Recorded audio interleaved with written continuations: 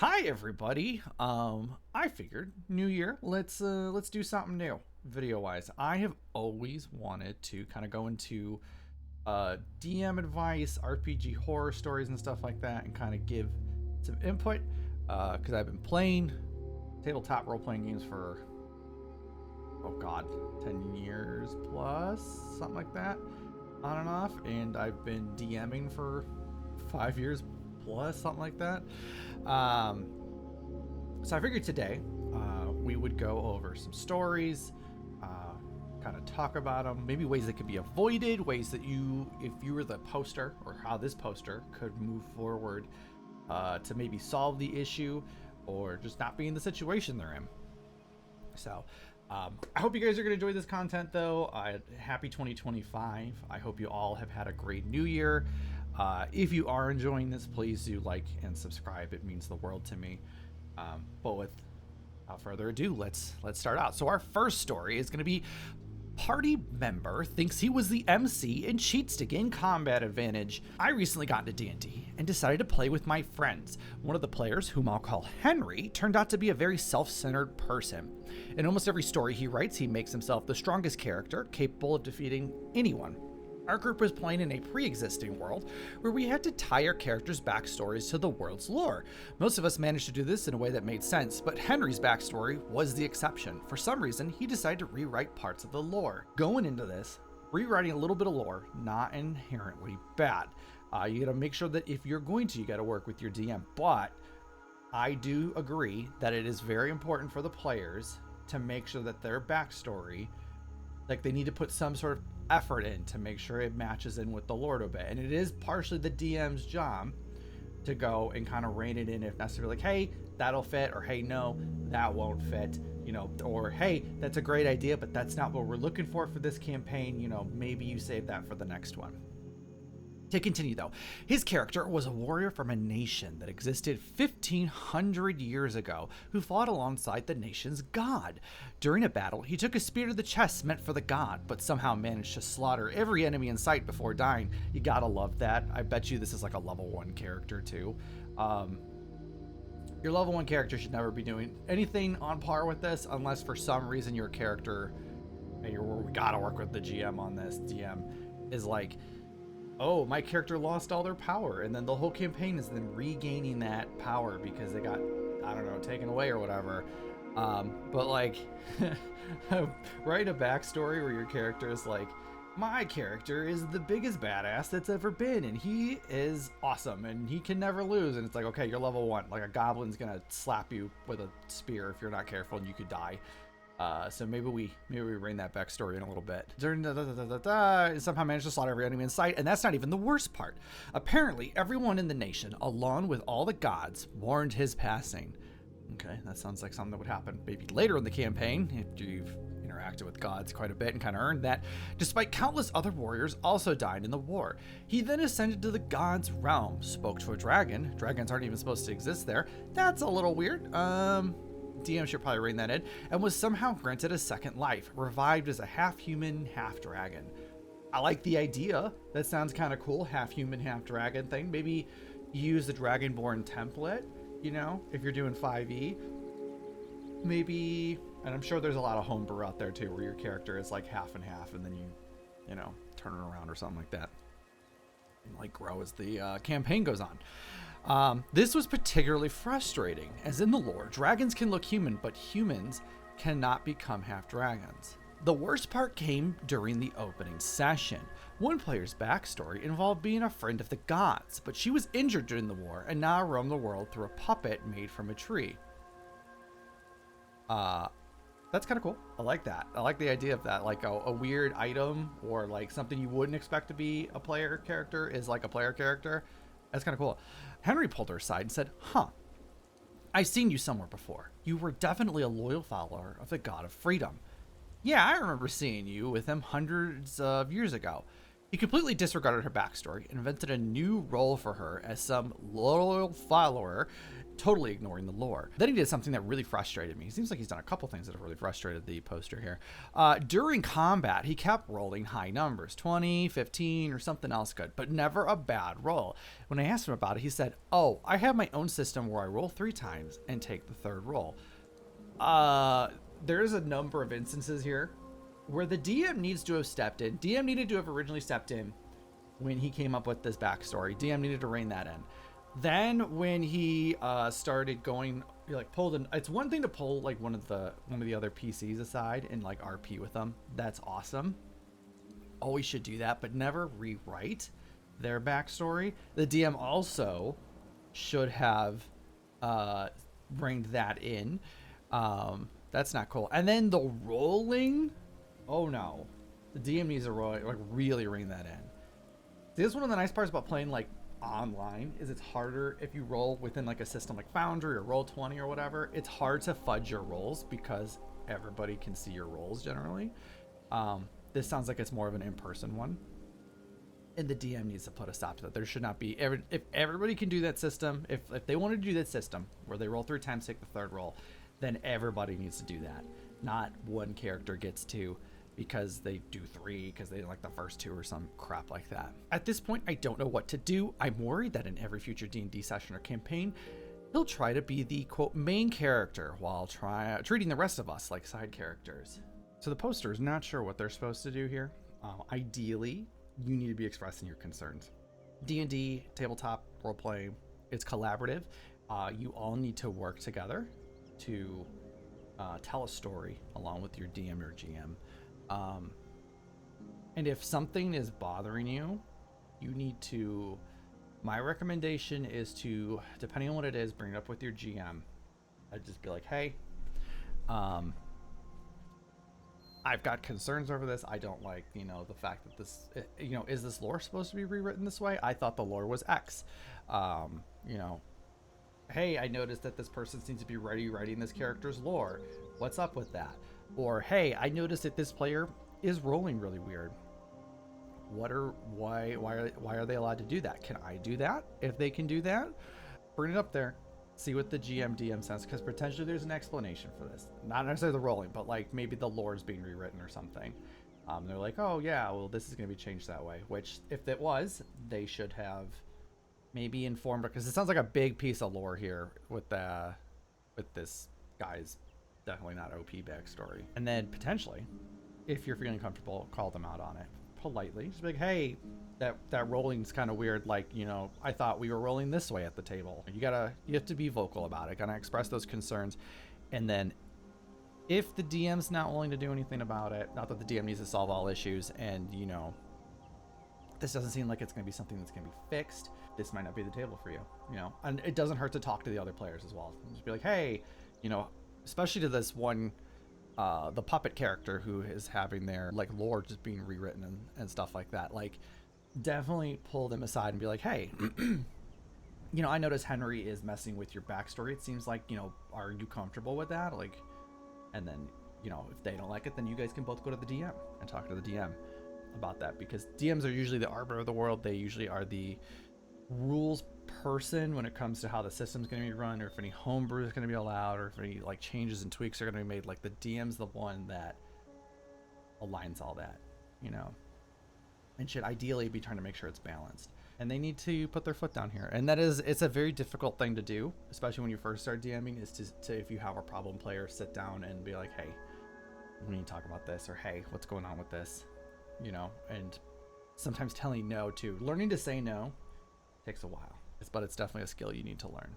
Our next story, bit of a long one, is titled Player Wants Another Player to Prove That He's Gay to Play a Gay Character. I haven't been in the hobby long. I've only run 4 short campaigns, and I can't believe I had this happen to me. My current campaign is themed around Grindhouse and B movies. Grindhouse movies, for those of you who don't know, are like cheesy horror movies from the 70s. Usually very low budget, very over the top and campy. I think they used to have Grindhouse theaters back in the 70s in the US and stuff like that. One of my friends, let's call him FP, is a player. I had known FP pretty much all of my life. In fact, I was the first person to know he's gay. The thing is, if you didn't know him well enough, you wouldn't know. When it comes to playing characters in tabletop RPGs, he tended to play very serious characters, and he doesn't always play gay characters. But even if he does, he always plays very serious characters because most of the game that we were in were always serious games. However, because of the nature of my campaign, he wanted to play a joke character that he had in mind for a while because he thought it would fit the campaign. That's where we came up with Bellboy Bob. The character that is very flamboyant and kind of stereotypically gay. I didn't see any problem with it, and neither did anyone else at the table, because we know this is meant to be a joke character, and FP always wanted to play this type of character as a joke, but also as the character in a campaign. Because we were playing in a game store, I put an advertisement up, and I had 2 extra seats open. After a couple of weeks, we had a new player, and this new player will be referred to as Michigan. Michigan is much younger than a couple of the other players and myself. One of the other players, FP, and myself are millennials. One of the other players in Michigan are in their early 20s. So they're what? Older end of Gen Z, I think is what they are. After 2 more sessions, Michigan texted and says that he needs to speak with me in private because something has been bothering him. Originally, I thought that because of the age difference that perhaps one of us had said something that he might have found offensive. One of the other players that FP and I hang out with outside of the store will sometimes use slang that would have been inappropriate when we were teenagers, but not today. Sometimes when we're out in public, one of the words slips out. Hopefully they're not using quote-unquote gamer words. He tells me that he wants FP to change his character because he doesn't like the fact that he's playing a gay character, and he thinks it's really bad that I allowed him to play a gay character. I explained to Michigan that FP is gay and that he wanted to play that sort of character. Michigan didn't believe that explanation and demanded that FP prove that he's gay. That's a little fucked up. I told him that I am in no position to force anyone to prove anything. However, I will gladly let FP know about the situation so that FP can explain the character concept so that way it doesn't seem as bad. This is a really good idea. One, I'm glad that Michigan went to the DM with their issues. Like you do as a player need to be vocal if you have issues, concerns, questions with the campaign, be it tone, other players' behavior, stuff like that. Get these things fixed and solved before they become big problems, before they fester. Demanding that somebody prove that they're gay, that's fucked up. You have no business knowing that. Nobody needs to prove it to you. That's very fucked up. I do like that this DM was like, yeah, I'll loop FP in. FP can kind of talk to you about the concept and maybe better explain it. Because to be honest, it sounds like the poster is the DM, and so it would be better off if oftentimes if the player themselves has a better knowledge of the concept, because it's their concept, they came up with it. So it'd be better off if they were the ones to explain it. A couple days later, at the next session, Michigan makes it his mission to take the entire table hostage. That's fucked up. He makes his complaints known and then accuses FP of bigotry by playing a stereotypical gay character, and then accuses me of allowing it. 2 ways this could have gone. This could be Michigan just letting their stuff known and maybe they're being a bit aggressive about it, or they are, as this poster is saying, hijacking the table in some fashion. I'm not 100%. It does sound like it's more like them. From the tone, it seems that Michigan's been taking, that they are a little more aggressive and maybe were hijacking the table, and not that they're just venting out their concerns. FP found this hilarious and explained to Michigan that he was indeed gay and that he wanted to play a stereotypical gay character because it fit the theme of the game. One thing we have not been told so far is what the theme of this game and campaign is.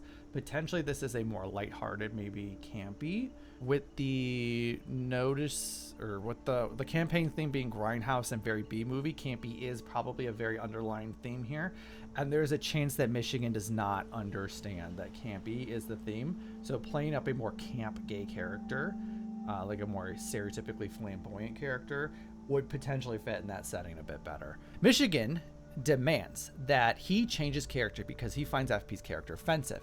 FP said that he is not going to change his character. Michigan then caused a scene stating that it's either FP changes his character or he's going to leave the game, and then ended up being that Michigan walked out of the store and hasn't been back since. It was rather bizarre because I never thought I would have to deal with a problem player. Edit from the poster. Michigan was not there for the first few sessions. He came in later after session 6. Okay. Weird story. Michigan's kind of a dick for demanding somebody prove they're gay. You never owe that kind of explanation. If somebody says, hey, I'm gay, I'm trans, I'm bi, I'm straight, whatever, you should, as a fellow player, take that at face value and trust that they're what they are. You have no business demanding that somebody prove that. It's disgusting and it's wrong. That being said, this potentially maybe could have been avoided. So the poster notes that this is meant to be a Grindhouse B-movie themed game. Grindhouse and B-movies are things that like I have not heard for a long time. So potentially Michigan didn't know what those were. Probably was like told, hey, it's going to be Grindhouse or B-movie themed. And they just went, okay, and didn't like maybe get a full explanation. So potentially it would have been helpful for the DM if they did not to be like, hey, it's gonna be Grindhouse and B-movie themed. You know, we're gonna play up the camp a little bit here, so your characters can be a little more jokey. You know, if they want to be more flamboyant or something like that, like that's perfectly okay and within theme. I feel like tone and theme were not fully laid out here potentially, and that could have maybe avoided the issue. Also, it would help the DM can also be like, hey, you know, coming into this game, like, because when you're bringing somebody in, especially has not been there since session 0, one, you should give them their own mini sessions that are off to the side if you can, just so that way they're like, hey, let's build your character, let's talk through what the setting's going to be, like, let's explain it out, and then you can pre-warn them, like, hey, this campaign's going to have stuff like, you know, campy characters that might be, you know, we've got like, and you can note like, hey, we've got a character that's like a little more flamboyant.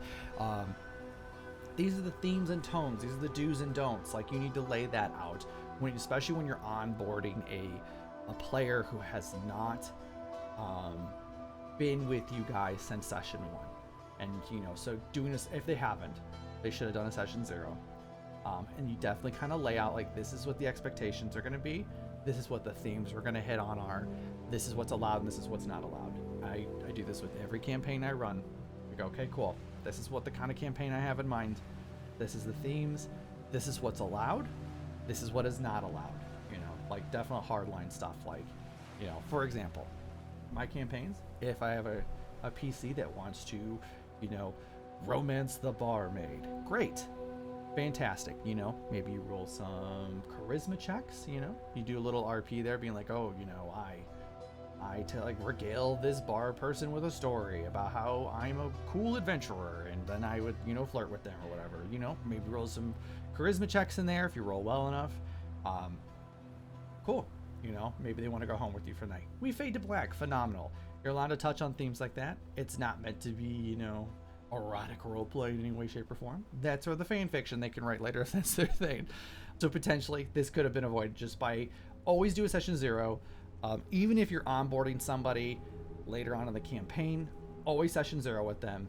Always lay out what your themes are going to be. Always lay out what your do's and don'ts are. Give them an idea of what they're coming into. So that way it's not culture shock for them.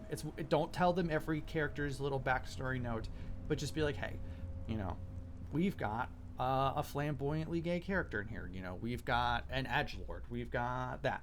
You know, let them know what they're getting into. So that way this potentially doesn't come up. Our third story is, am I the asshole for counterspelling another player's fireball? So I've been playing D&D with a bunch of friends of friends for a while, and our party is currently working for this local lord.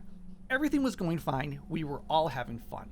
Last session, we were rescuing a bunch of hostages from a bandit gang. The aim was to do it stealthily, without battle, but the rogue got seen, and it quickly became a fight. Ain't that the damn truth? That is like every stealth mission in a nutshell in D&D. Starts out going great.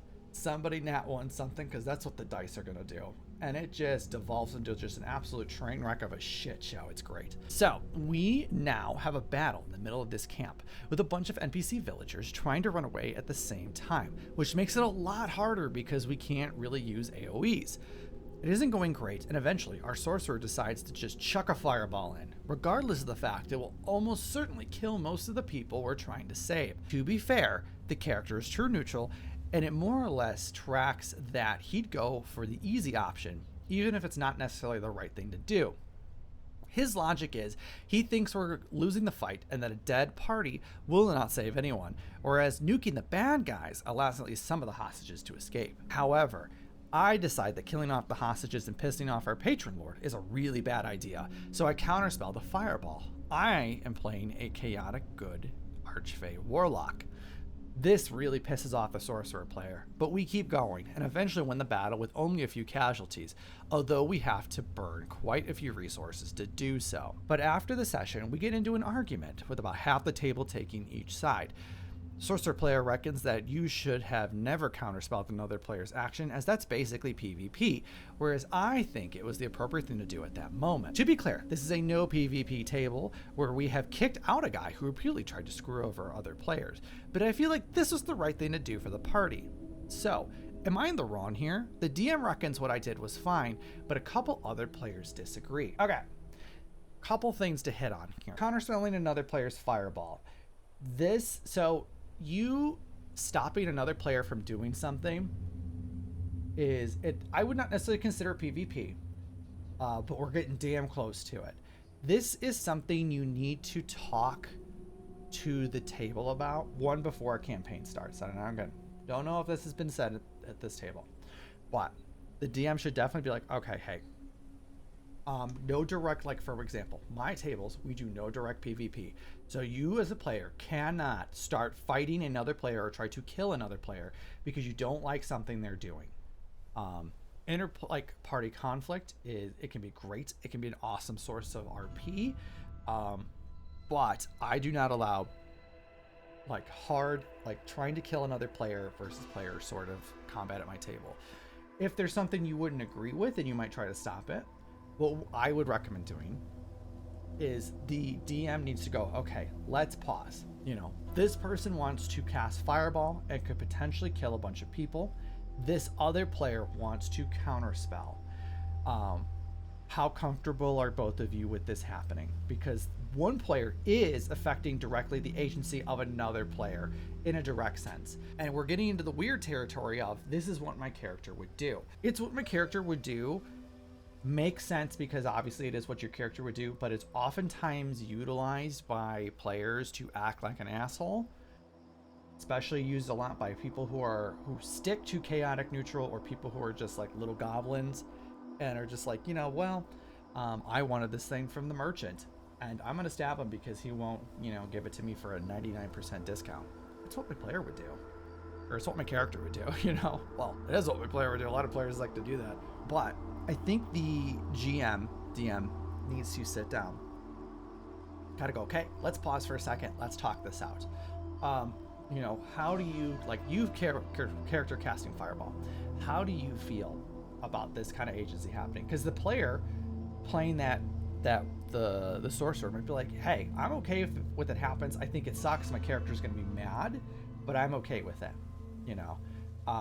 because some players are for the RP. They will go, cool, this is like an awesome RP moment. This is a cool story moment. We've caused some discord within the party because this one character is going to do something potentially bad for maybe the right reasons. And another player, another character, doesn't agree with that. And so that's inter-party conflict. That could be really interesting if it's done right. DM needs to pause this and go, okay, cool, let's talk this out. If they have talked about it and you're allowed to assert some agency over other characters, which to some extent, arguably, all characters assert agency over other characters in some way, through your actions, through how the story gets, steered and done. Your decision to maybe do something or not do something can affect other players' agency potentially. But they definitely should have sat down and talked this out before it happened. And then if the GM sounds like they're okay with it, the DM sounds like, hey, this is okay, I don't have an issue with it, and I would allow it to continue, even if that sorcerer player might go, well, that sucks, I don't like that. It is up to the DM to make a ruling at this point. Go, okay, hey, I know you don't necessarily agree with this. I don't think this I don't think this is necessarily PvP. So I'm going to allow this. And then after the fact, if there is an issue, let's talk about it. And maybe we change up the rules a little bit here. Maybe going forward, we don't allow this at all. You cannot assert agency over somebody in such a direct fashion. really set down some ground rules, put like a line in the sand, be like, hey, this is the thing you cannot do. I think that this is a great RP moment potentially, and I think at the right table, this could be really good. But you need to have those conversations ahead of time. Your GM, your DM needs to stop the game. There's nothing wrong in a heated moment going, okay, hey, let's take a pause. Let's talk this out, and everybody can kind of talk it out. And that includes players who aren't even necessarily involved in it. You know, the other players at the table who are off to the side can absolutely and should voice their opinion. Like, yeah, I'm okay with this, or hey, no, I don't think this is a good idea, you know. And you don't necessarily, they shouldn't approach it from an in-character perspective. It should be from a player perspective here. You know, as players, do you think it's okay for another player to assert agency over another player in this fashion, where it's not necessarily direct PvP or it's deadly combat, but you are taking their agency away in this moment, you know, and have that conversation. That's how you can avoid this altogether, these issues cropping up. And potentially, you know, that player who's getting counterspelled might think that sucks and they don't like it, you know. And maybe then you just have a conversation of, okay, well, we'll just change going forward. We'll change it so that way this doesn't happen again. Or, you know, maybe this player is the only person at the table who doesn't like this, you know. And then the DM needs to go, okay, hey, and the other players go, hey, this is how the game, where we're like, you know, majority rules, how we want to play it. That's how we want to continue. And if that's, you know, if that's too much for them, maybe it's not the right table for them. Or they just go, okay, yeah, I don't agree with it, but we'll just move forward, you know, and you kind of just deal with it. It happens, you know. It's all tabletop it's a game of competing wants and needs, and you trying to just balance those out, and everybody collectively trying to balance those out. So, is this character in the wrong here? I don't necessarily think so. But for me, I view PvP as like direct combat, like you getting mad at another character, or you going, I don't like this person, I want to like fireball them, I want to attack them, I want to steal from them. Those, like that kind of direct PvP I have issue with. Potentially influencing stuff like this for story reasons, I think can be interesting. As this is not directly, at least this does not seem to me to be directly like PvP. So, alrighty, and last but not least, our final story for today's video is titled My DM is a Sore Loser. This one is more of an event than an actual horror story, so our DM decided to do a tournament thing, where us players would go 1v1 against each other to see who would be the champion. This is kind of cool. Now, not a big fan of PvP, but if you are going to do a tournament arc that is not deadly, this could be kind of cool. This could be kind of fun. This could be very interesting. I kind of like the idea of this. Now, because there were 5 players, the DM had to create a DM PC. I don't agree with this immediately here right now. Do not create DM PCs. You can create NPCs, and you can create NPCs utilizing a player stat block. I try not to. I have done it in the past because sometimes you need a custom enemy that can kind of keep up with the players, and so I think it's okay to do that, but try not to do it. Try to find an NPC stat block that's damn close to like what you're looking for and just utilize that. But I do understand that they needed to have something in there to fight one of the PCs with, but I don't agree with the DM PC. The DM had to create a DM PC to fill the last slot, allowing for 3 rounds of 1v1. The first 2 rounds were the 4 other players facing each other. Those all went very well. The third and final round was me, a bard, versus him and his fighter. 20 strength, 20 con, no negatives, and 4 second wins, and a passive perception of 29. What the fuck is this character? Had a magic spear, shield, magical gauntlets, 20 throwing axes, and a magical glaive as weapons, and adamantine armor. We are all level 11 for context. This character's broken. This is dumb. This DM needs to... No.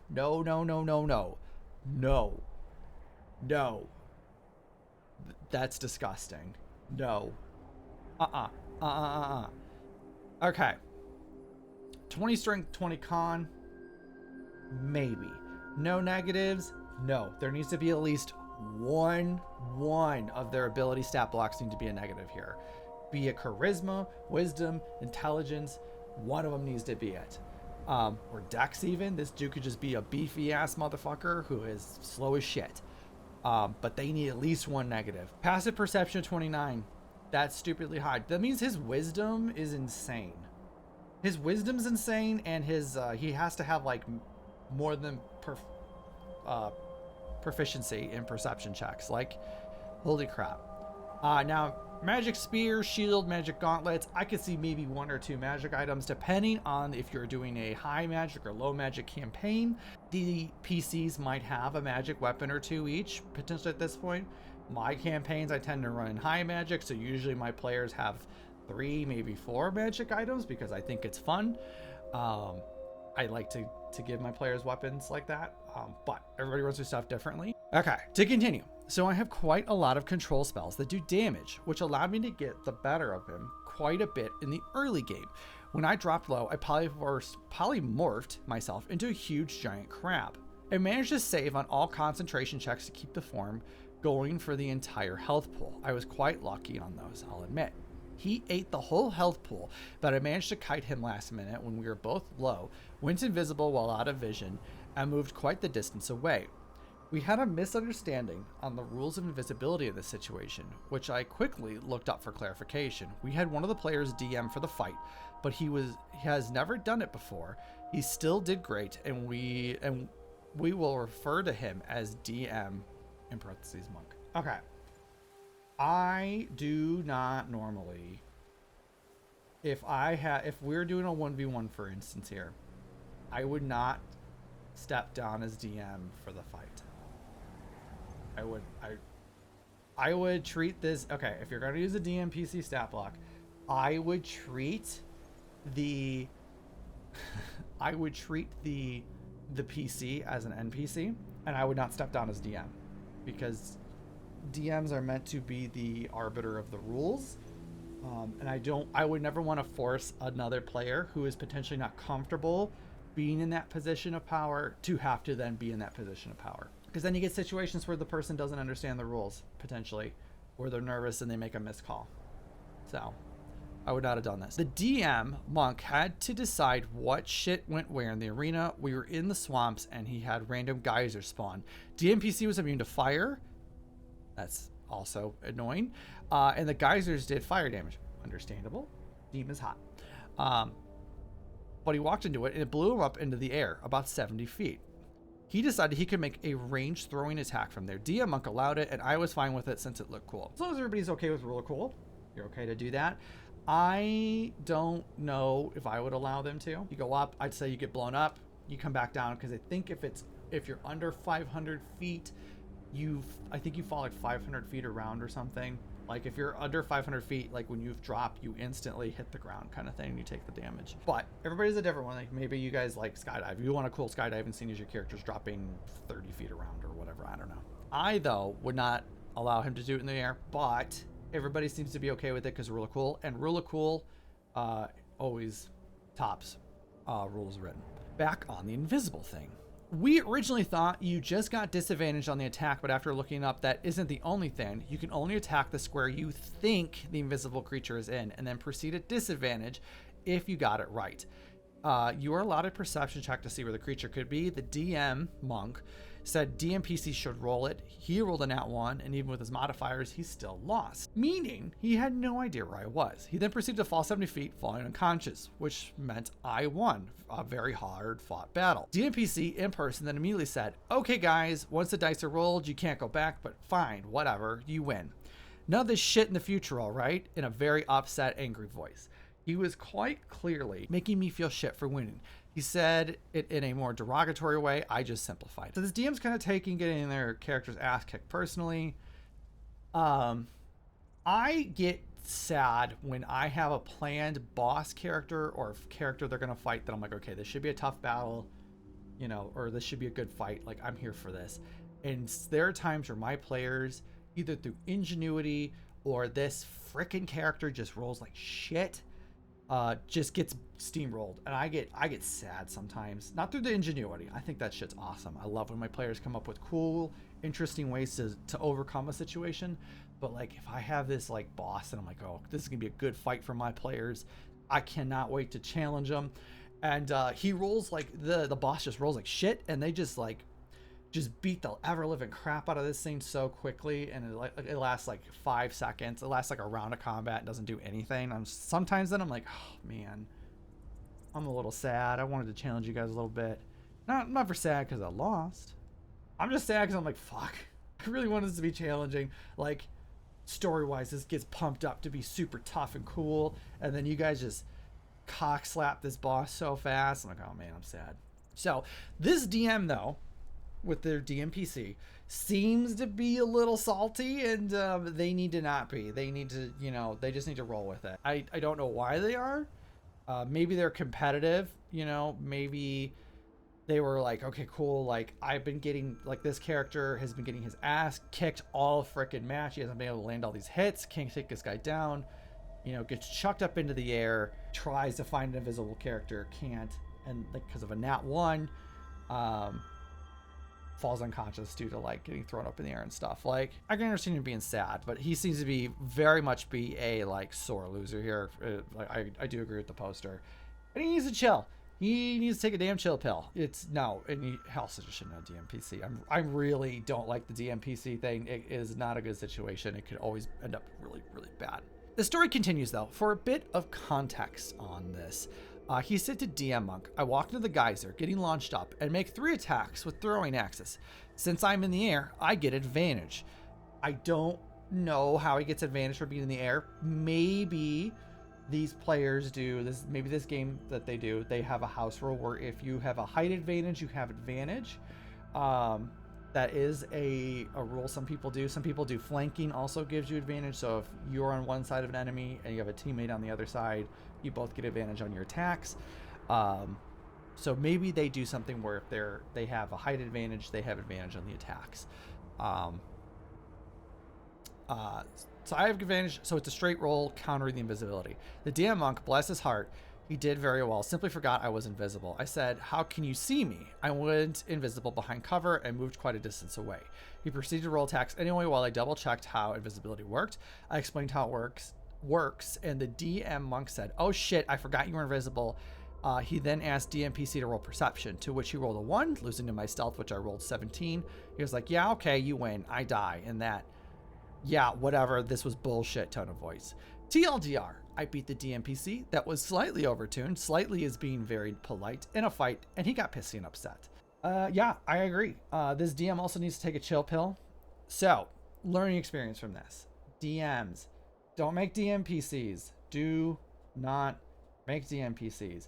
If the characters want to adopt a play, like a random NPC, and you want that piece, and they were like hoping that thing grows with the party, make it a sidekick. Tasha's got a really good set of sidekick rules.